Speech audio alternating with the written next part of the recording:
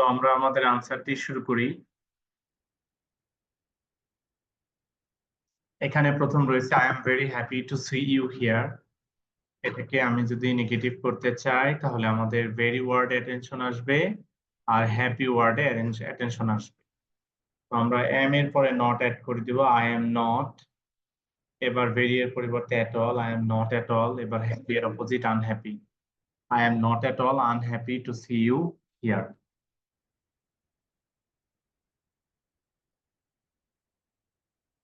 বুঝি না,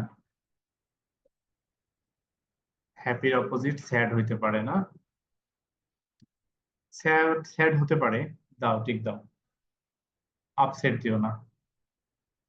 আর কোনো ওয়ার্ডের যদি ডিরেক্ট অ্যান্টোনিম থাকে, যেমন হ্যাপি আনহ্যাপি, ডু আনডু, এরকম ডিরেক্ট অ্যান্টোনিম থাকলে সেটা ব্যবহার করা বেটার।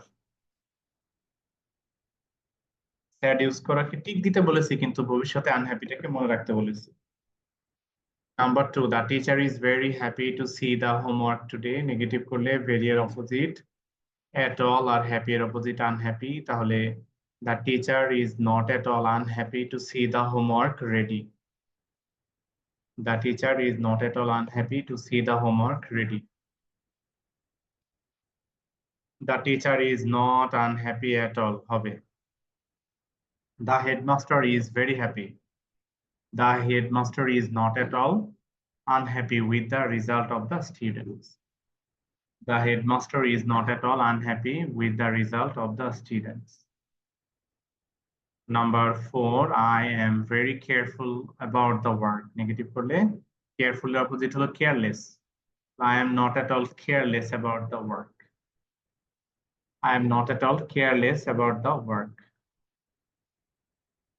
একদম লাস্টে we are very much organized। Negative করলে very much এর অপোজিট at all, organized এর অপোজিট হলো unorganized অথবা disorganized। We are not at all unorganized or disorganized.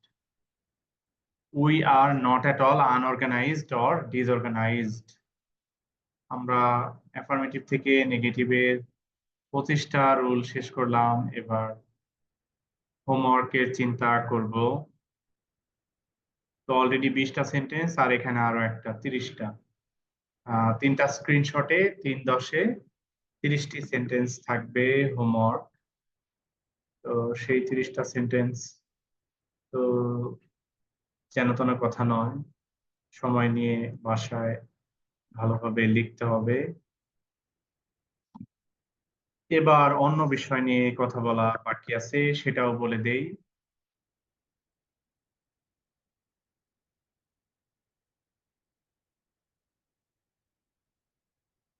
আমাদের একটা এক্সাম আসতেছে, অটাম অ্যাসেসমেন্ট। এই অ্যাসেসমেন্টে আমরা দেখতে পাচ্ছি প্রথমেই ইউনিট 4 এবং 6 কে স্টাডি করতে হবে।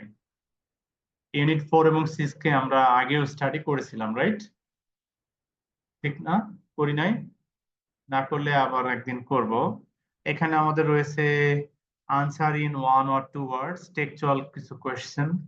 এরপরে ওয়ার্ড মিনিং আছে, গ্যাপ ফিলিং উইদাউট ক্লুজ আছে, এটাও টেক্সচুয়াল বা এমসিকিউ টাইপ কোয়েশ্চেন, যে কোনো একটা উইথ ক্লুজ অথবা এমসিকিউ। আর গ্রামারে রয়েছে রাইট ফর্ম অফ ভার্বস। বলো, রাইট ফর্ম অফ ভার্বস তো আমরা অনেক আগে পড়েছি। খুব একটা ফোকাস কি দেওয়া লাগবে আর, নাকি একবার রুলস গুলো রিভিশন করে দিলে ভালো হয়? রুলস গুলো রিভিশন করে দিলে ভালো হয় মনে হচ্ছে, রাইট? ঠিক আছে। এরপর রয়েছে article conversion of sentences, affirmative two negative. এটা তো আমরা শিখলাম নাকি? আর্টিকেল তো আগে পড়া আছে, এটা না হয় একবার রিভিশন দিয়ে দিলাম। আর অ্যাফার্মেটিভ থেকে নেগেটিভ এটা আমরা ঠিক সময়েই শুরু করেছিলাম, আলহামদুলিল্লাহ শেষ করলাম। এখন অ্যাসার্টিভ টু এক্সক্লেমেটরিটা শুরু করা দরকার নাকি? তো paragraph or dialogue, any of the two নিচে দেওয়া আছে, এই দুইটা হয়তো আমি কাল পরশু দিয়ে দিতে পারি। বেনিফিটস অফ আর্লি রাইজিং আর dialogue between two friends about the importance of cleanliness. তো এই দুটা হয়তো কাল পরশু দিয়ে রাখলাম। তাহলে মোটামুটি আমাদের হয়ে গেল এই পার্টটা। নেগেটিভটা হয়ে গেল। এক্সক্লেমেটরি পরের ক্লাসে যদি শুরু করি। রাইট ফর্ম অফ ভার্বস হয়তো পরীক্ষার আগের দিন বা তার আগের দিন একটু রিভিশন করে দিলাম, যেদিন ক্লাস আছে পরীক্ষার আগে, রাইট? আর ইউনিট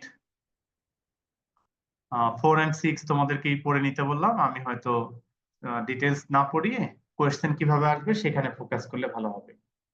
ঠিক আছে, তো আজকে এখানে শেষ করলাম। সবাই ভালো থাকবে, সবাই সবার জন্য দোয়া করবে, বাবা মায়ের কথা শুনবে, মোবাইল কম দেখবে, গেমস কম খেলবে, বাবা মায়ের কাজে পারলে একটু হেল্প করবে, সময় পেলে নামাজ কালামও পড়বে। আল্লাহ হাফেজ, দোয়া রইল সবার জন্য। ওয়ালাইকুম আসসালামু আলাইকুম স্যার। আসসালাম।